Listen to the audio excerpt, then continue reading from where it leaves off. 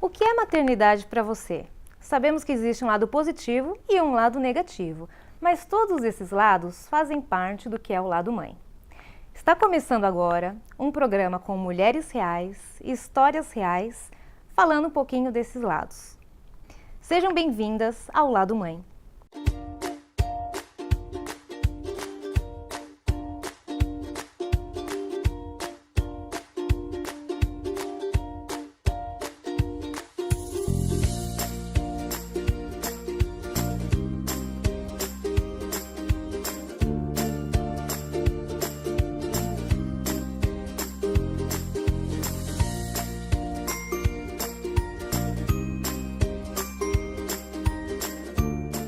Olá, mães! Boa tarde! E aí, o que é ser mãe?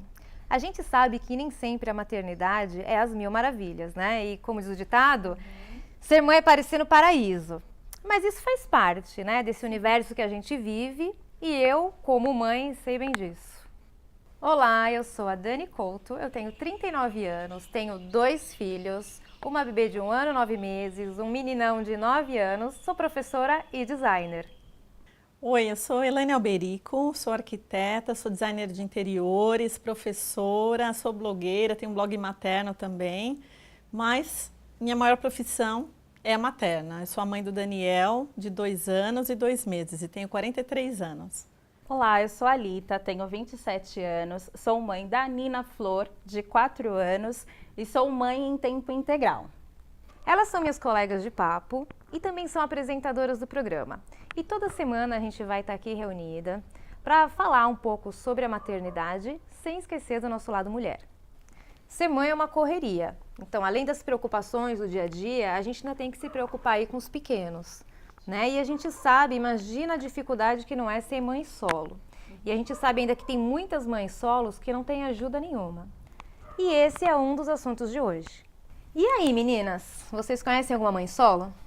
Então, na verdade, a gente deveria se perguntar se existe alguma mãe que não seja mãe solo, né? Porque hoje em dia, mesmo aquelas que são casadas, elas fazem as tarefas praticamente todas sozinhas. Então, na verdade, maternidade solo é muito mais comum do que a gente pensa, né?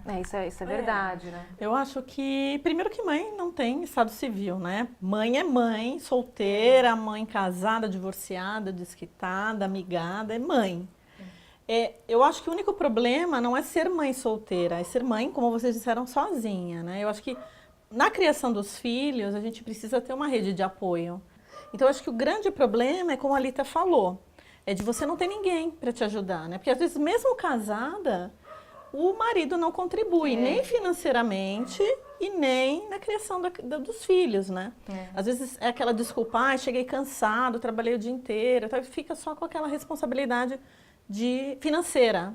E a mãe não precisa só disso, a mãe precisa de muito mais do que isso. Né? Eu tenho várias amigas que isso é uma situação real, né? Onde elas dizem que o marido ajuda, né? E quando na verdade deveria ser repartido, né? Deveria ser compartilhado as funções que a gente tem em casa. Claro. Né? E tem que se pontuar o lado positivo.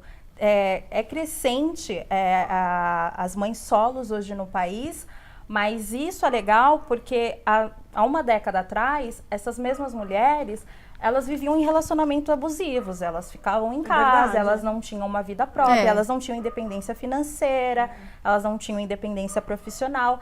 Então, de certa forma, é até melhor, né, ser sozinha do que estar com alguém e não ter nenhum auxílio, nenhum... Cai no antes só do que mal acompanhado. Exatamente. É verdade. Eu acho bem isso também, né? Agora, essa questão do preconceito, né? Que a gente fala, mãe solteira, né? E deram esse nome mãe solo para ficar mais bonito, né? Mas é solteira. Porque tinha o tabu do mãe solteira, que é feio, né? Falar que é mãe solteira. Eu lembro que na minha adolescência, né? Minhas amigas... Era um horror, um escândalo. Né? Era um escândalo. Eu acho que assim, tem uma diferença também de você ser mãe solteira com 18 anos, com 20 anos, e ser uma mãe solteira com 40, né? Pode até, eu creio que até tem um pouco de preconceito com 20, mas não é nem preconceito, acho que é uma preocupação, né? porque é uma pessoa muito jovem ainda, que tem toda uma carreira pela frente, e às vezes, né, acaba dificultando por conta desses passos que ela também tem que direcionar do filho. Eu acho que com 40 anos é um pouco diferente, eu engravidei com 39, né, de 39 para 40. E eu acho que aí vira uma coisa mais de curiosidade, né? Nossa, ela é mãe solteira, é muito engraçado, né, que tem muitos questionamentos, as pessoas querem saber, né? Por quê, como eu né? vivo, né? Como eu vivo, né? Eu sou diferente. É Globo Repórter, né? Uma Globo coisa é Repórter. fato, a sociedade ela sempre vai falar da mãe solteira. Se for aqui engravidou na casa dos 20, é porque se descuidou, não se preveniu, foi muito cedo, deveria ter vivido a vida. A que já está na casa dos 40, e se ela for uma mãe solo, já vão vir, porque precisa de uma companhia, é muito sozinha. Então, na verdade, sempre vai Vamos ter falar algum... de tudo, de Exatamente, todas as sempre mães. vai ter algo para falar, Essa é principalmente se for uma mãe solo. Então, o bacana mesmo é essa questão do apoio, né? Não tem problema ser solteira, eu acho que tem problema você direcionar a vida de um filho sozinha, porque é pesado, né? Ainda mais com a rotina que a gente tem, né, da mulher moderna, de trabalhar fora, de querer estudar, de querer se aprimorar em várias coisas, né?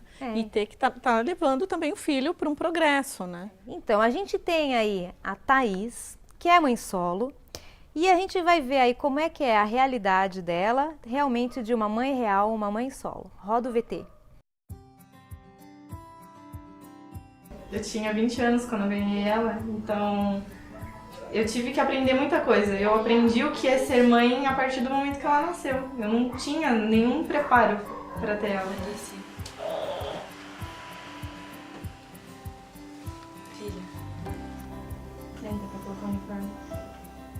Alice, senta pra colocar o uniforme.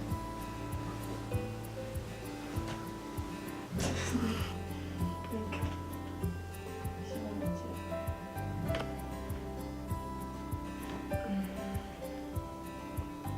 Esse hoje pode levar sua mãe, tá?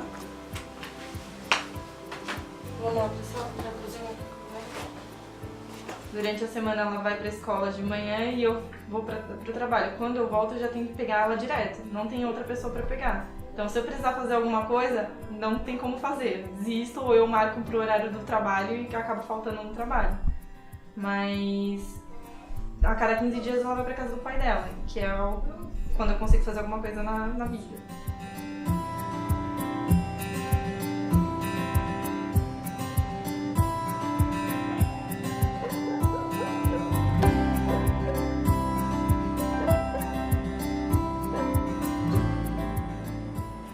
Ela gosta muito de trabalhar comigo, porque eu levei ela uma vez e agora ela quer ir sempre. E ela chora sempre, todos os dias. Deixar ela na escola pra mim sempre foi um sacrifício, tanto que eu pagava a perua pra levar ela pra escola, pra mim não precisar ver ela chorando na hora da entrada. Na perua ela vai se divertindo com as crianças, vai brincando, vendo desenho, então é bem difícil.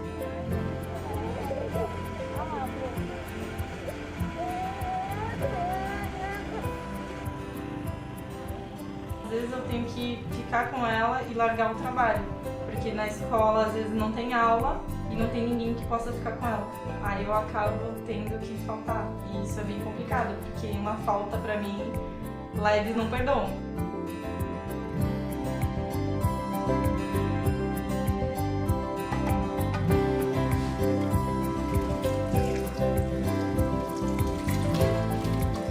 Porque a gente não tem direito de fazer nada, a gente não tem direito de sair, a gente não tem direito de, sei lá, ir numa balada que falam, mas cadê sua filha?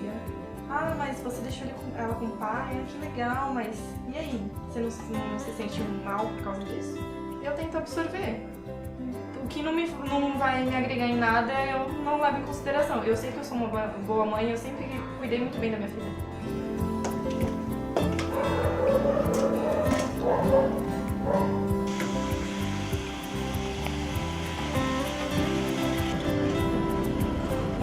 Sempre quando uma criança nasce, você fala, que nojinho, você não quer pegar e tudo mais. É mentira. E quando nasce, a primeira coisa que você faz é querer abraçar, beijar a sua filha. E foi isso que aconteceu comigo com ela.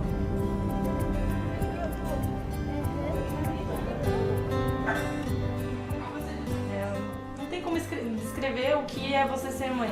O que é você cuidar de uma criança todos os dias. A Alice, ela é minha companheira, não tem como eu falar que não gosto de ser mãe. Eu vou com ela pra tudo quanto é lugar, ela às vezes quer ir num samba comigo, ela tem 3 anos. Ela é muito, muito minha amiga. Eu vou pintar de verde. Oi, onde que é pra pintar? Em cima do olho. E ela passa embaixo. Poder brincar, ter ela como companheira todos os dias, ela me dá muito carinho, não tem como explicar. Eu quero que ela seja uma pessoa estável, que ela possa conseguir realizar todos os seus sonhos, que ela tenha muito mais oportunidades do que eu tive e que larguei também, por sinal. Só isso.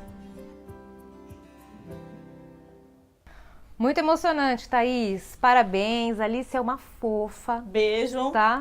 Pra Beijo Alice, pra vocês e linda. muita força. Beijo, Alice. Então agora a gente vai para os nossos intervalos. Não sai daí.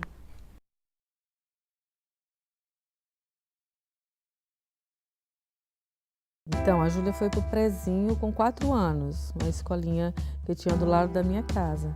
Moro na minha casa, é bem do lado de uma escolinha, minha mãe optou por me levar para lá. E aí, antes de eu ir para lá, eu ia outras vezes sem ser aluna, porque eu gostava de brincar com as crianças, eu gosto de brincar, eu falo muito, então eu costumava ir lá para brincar com as crianças. Ela já frequentava essa escola antes de ser matriculada na escola, né? Para ela interagir com as outras crianças. Sempre fui muito boazinha, então era como se não tivesse criança em casa. E eu sempre trabalhei muito. Então não tinha, minha mãe cuidava dela também, então não tinha nenhum problema. Eu vi ele pequenininho, né, que eu tive que deixar ele cedo na escola para poder trabalhar. E quando ele tinha 3 anos, eu tive que colocar ele na escola. E aí, o primeiro dia que eu fui fazer a matrícula, já me deu um aperto no coração, né?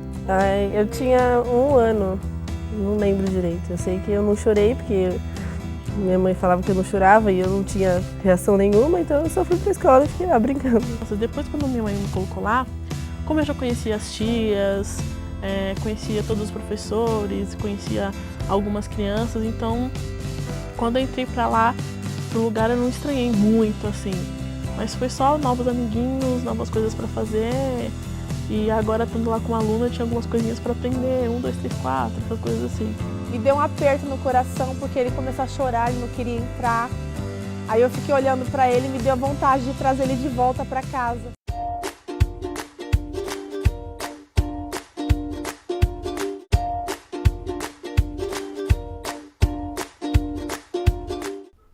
A gente sabe como é difícil sair aí com os filhos, né? Ainda mais quando eles são pequenos, que aí tem fralda, tem mamar, tem choro e sempre causa aí uma complicação muito grande, né? Fora aquela mala enorme, a bagagem, né? A bagagem que vem todo com o pacote. Mas hoje a gente trouxe uma dica muito legal, que eu não sei se vocês conhecem, é o Cine Materna. A gente gravou uma matéria sobre isso. Acompanha aí.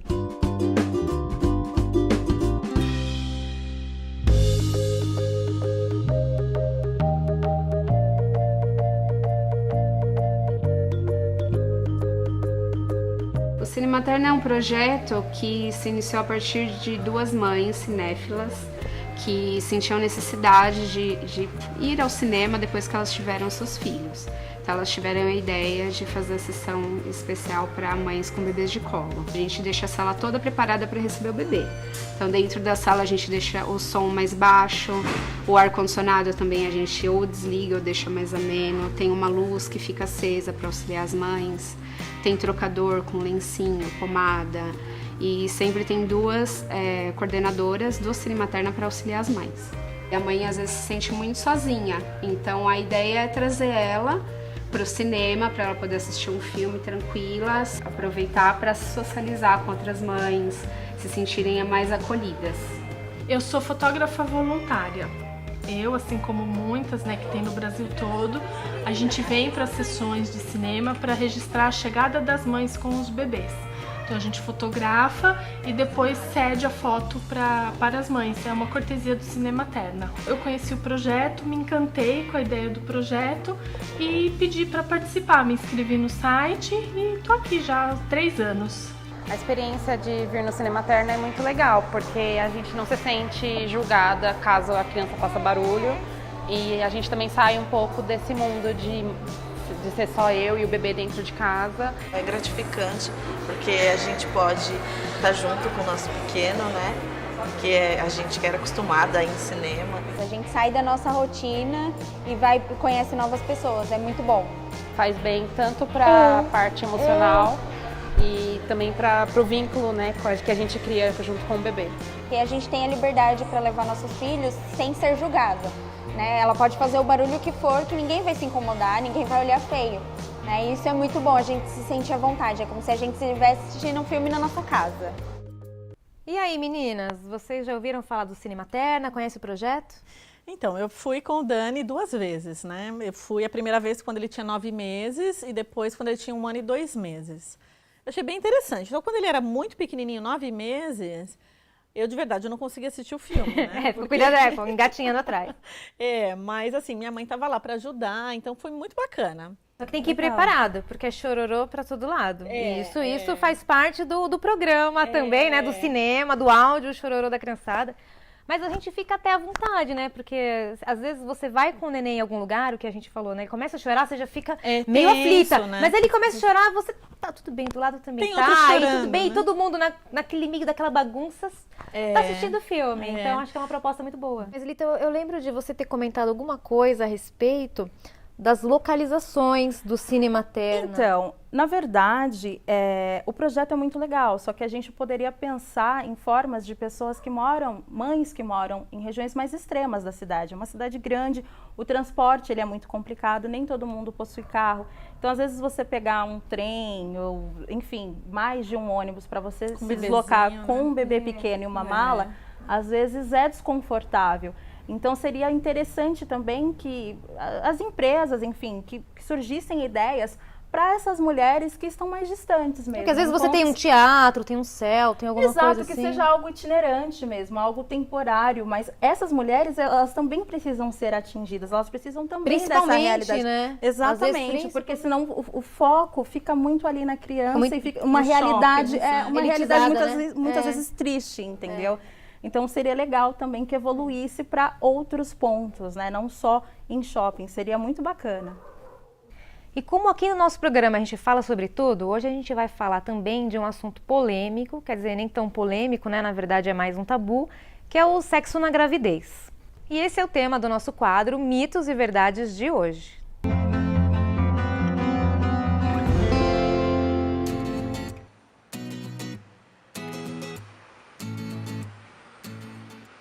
Sobre sexo na gravidez, eu ouvi falar que você deve agir normal, conforme a indicação médica. Eu ouvi falar que eu passei por essa experiência, que o seu pai tem 2 filhos, passou pra gente o médico, a gente tem cuidado na hora de fazer uma relação. A posição, não pensar que não vai acontecer nada com a criança, mas sim para ter um conforto melhor para a mãe da criança.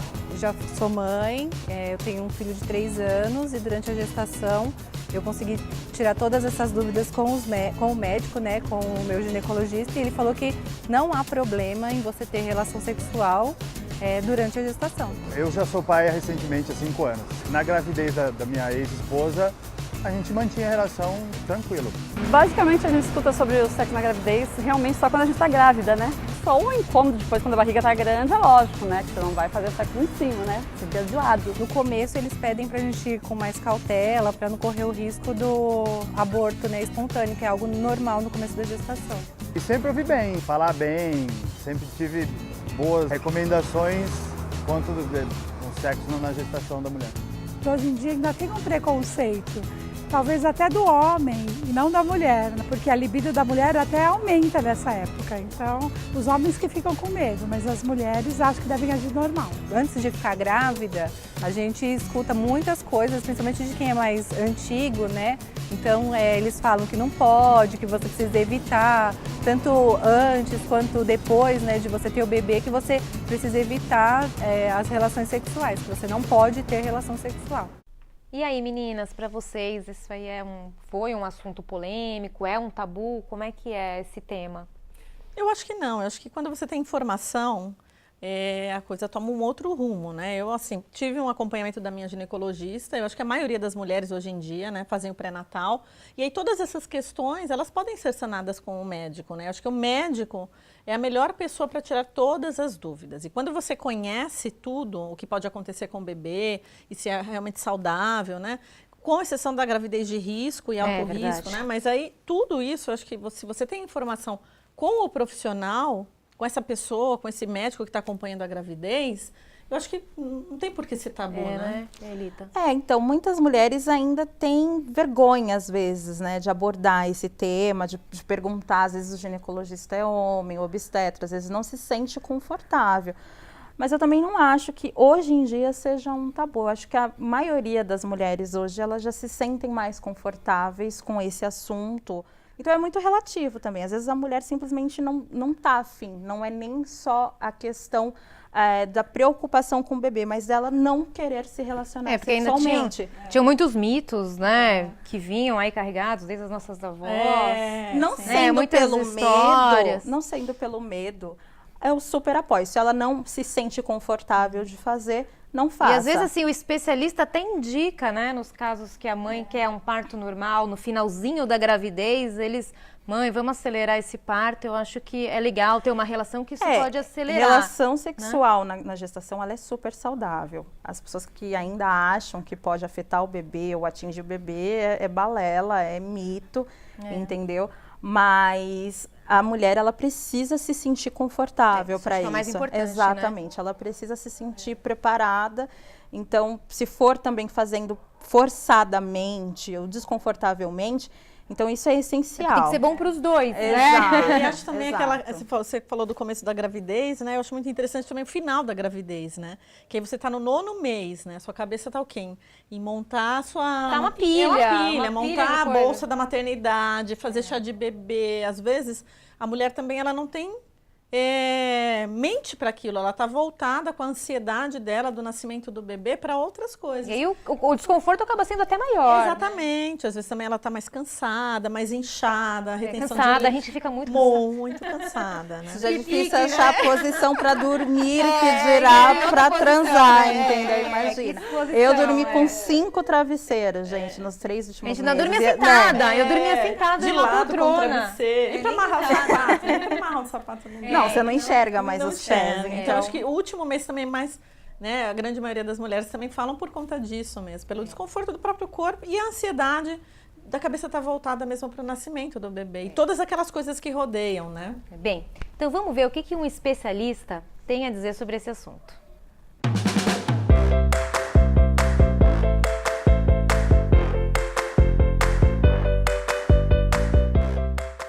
Primeiro, se pode ter relação normal durante a gestação. Se não vai machucar o bebê, se não tem problema nenhum. A maior preocupação é quanto ao bebê mesmo, quanto à gestação. O maior cuidado é o conforto da mãe. A mãe tem que estar confortável durante a gestação, durante a relação, porque a mãe acaba tendo, mesmo sendo orientada que não tem problema ter relação durante a gestação, ela acaba tendo medo de machucar o bebê, de ter sangramento, de acontecer alguma intercorrência na gestação. Então é o conforto da mãe, uma posição confortável que não cause dor e que ela não tenha medo durante a relação. Tem contraindicação, esse sangramento na gestação, sangramentos do primeiro trimestre, então ameaça de aborto, por exemplo. Sangramento do segundo e terceiro trimestre, que é placenta de inserção baixa, também tem contraindicação à relação sexual. E ameaça de trabalho de parto prematuro ou trabalho de parto prematuro vigente também contraindica a relação sexual.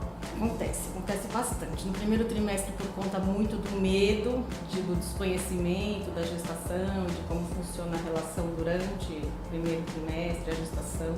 E no último trimestre, pela ansiedade do nascimento do bebê. A mãe foca mais no bebê do que na relação dela com o marido, então muda o foco e diminui muito o libido no finalzinho por conta dessa ansiedade do final da gestação, do nascimento, de aprontar enxoval, de aprontar quarto, de hora do parto, de como vai ser o parto, então diminui bastante.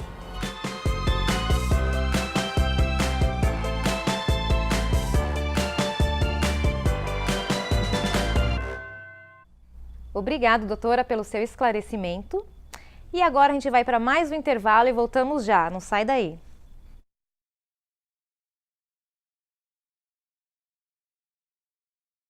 Eu estudava com o meu primo, Rafael, devia ter uns 6 anos, não sei.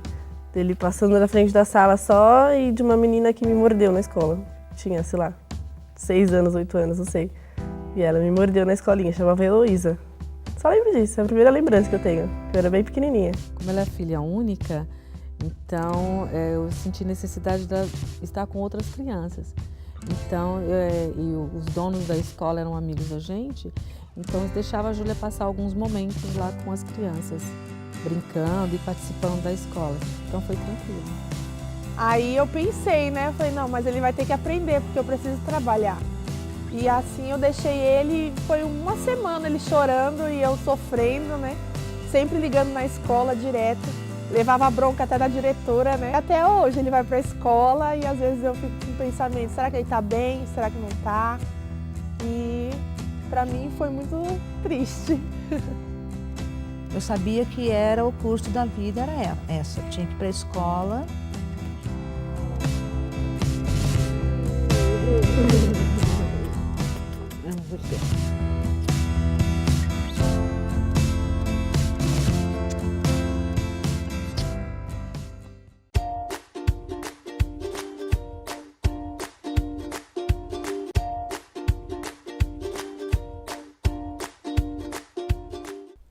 E o nosso programa vai chegando ao fim, mas se você gostou do nosso bate-papo, você pode participar do programa. É só você mandar aí a sua opinião ou alguma história sobre os assuntos falados hoje e você encaminhar para o nosso podcast. E se você não sabe o que é um podcast, é um programa de rádio online que você pode acessar a hora que você quiser. É só você, acessar o link aqui abaixo. Esse foi o nosso Lado Mãe de hoje, mas semana que vem a gente volta para continuar o nosso bate-papo. Obrigada, meninas. Obrigada. Foi ótimo. Foi ótimo. Semana que vem a gente está de volta aí. Pra gente continuar aí no nosso bate-papo. Com certeza. Adorei. Tchau, tchau, gente. Tchau, gente. Obrigada.